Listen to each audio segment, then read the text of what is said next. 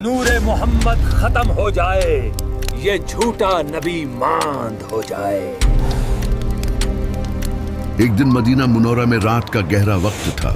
शहर की गलियां बिल्कुल खामोश और सुनसान हो चुकी थी। लोग अपने घरों में आराम कर रहे थे। खाना लाओ जल्दी, आज तो अल्लाह ने गोश्त की नेमत से खुश कर दिया। जी, बस एक लम्हा। लेकिन मस्जिद नबवी के करीब नबी करीम सल्लल्लाहु अलैहि वसल्लम के घर में एक अजीब सी उदासी और तनाव की फिजा छाई हुई थी। नबी पाक सल्लल्लाहु अलैहि वसल्लम, जो हमेशा लोगों की रहनुमाई करते, मुस्कुराते और अल्लाह की वही सुनाते थे, अब दिन बह दिन कमजोर होते जा रहे थे। ये कमजोरी ऐसी थी कि कोई वाज़ेह बीमारी नजर नहीं आ रही थी। न बुखार था, न कोई जख्म, लेकिन जिस्म में एक अजीब थकावट ने घेर लिया था। दर्द की गिरहें जैसे दिल, दिमाग और जिस्म के हर हिस्से को जकड़ रही थी। कभी कभी नबी सल्लल्लाहु अलैहि वसल्लम को कुछ बातें याद नहीं रहती थी जो पहले कभी नहीं हुआ था। जिस्म बीमार हो गया था, दिल में एक गमगीनपन था, और सबसे बड़ी बात ये कि वही का सिलसिला रुक गया था। सहाबा कराम राज़ी अल्लाह अन्हु देखते थे कि उनका प्यारा नबी सल्लल्लाहु अलैहि वसल्लम अब मस्जिद में भी कम आते हैं। देखो, हमारा नबी अब मस्जिद की तरफ कम आते हैं। ये क्या हो रहा है? दिल बहुत परेशान है। क्या सुना तुमने?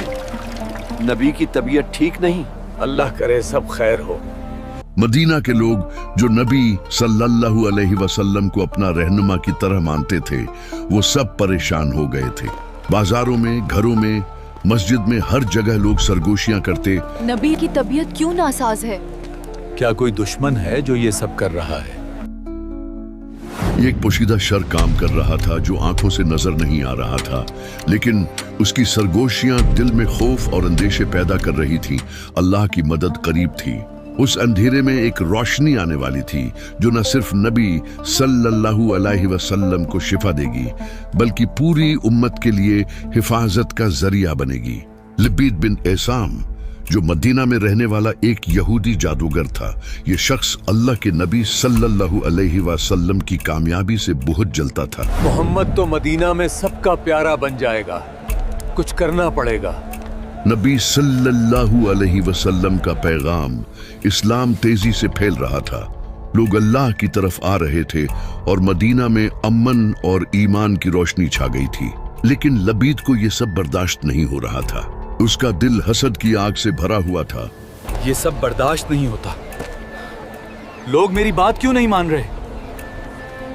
नबी की वजह से। इसलिए उसने एक घिनौनी साजिश की। अब देखो, ये जादू मेरे और शैतान की ताकत से काम करेगा। उसने सिहर किया, यानी काला जादू, जो शैतान की मदद से किया जाता है। लबीद ने नबी सल्लल्लाहु अलैहि वसल्लम की कंघी और कुछ बाल हासिल किए, फिर उन पर जादू किया। अब ये सब मेरे जादू के तहत आएगा। उसने 11 गिरहें बांधे। हर गिरा में ताकत और शैतानी असर। ये अब कामयाब होगा। और फिर उन्हें जरवान नामी एक कुनवे में छुपा दिया। ये कुनवा मदीना के करीब था और वहां कोई नहीं जाता था।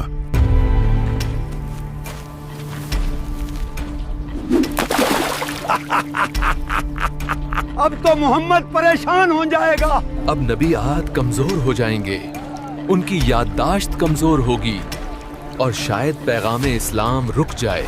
ये एक छुपी हुई साजिश थी जो अंधेरे में की गई, जहां कोई देख न सके। मदीना के लोगों को इस साजिश की खबर न थी, लेकिन ये शर खामोशी से फैल रहा था और नबी सल्लल्लाहु अलैहि वसल्लम की तबीयत पुर असर कर रहा था। मदीना में दिन गुजर रहे थे और ये साजिश अपना असर दिखा रही थी, लेकिन अल्लाह का मंसूबा कुछ और था। अब ये कहानी एक खूबसूरत मोड़ लेती है, जहां अल्लाह की तरफ से मदद आई। अल्लाह ने अपना फरिश्ता जिब्रील अलैहिस्सलाम को भेजा। जिब्रील अलैहिस्सलाम नबी सल्लल्लाहु अलैहि वसल्लम के पास आए और 2 खूबसूरत सूरतें लाए, सूरुल फलक और सूरुल नास। ये दोनों सूरतें अल्लाह की तरफ से एक तोहफा थी जो नबी सल्लल्लाहु अलैहि वसल्लम को उस जादू से निजात दिलाने के लिए थी। जिब्रील अलैहिस्सलाम ने नबी सल्लल्लाहु अलैहि वसल्लम को बताया कि ये सूरतें पढ़ो। اور اللہ سے پناہ مانگو۔ اب تک کی اداسی اور خوف کی فضا اب تبدیل ہونے لگی تھی۔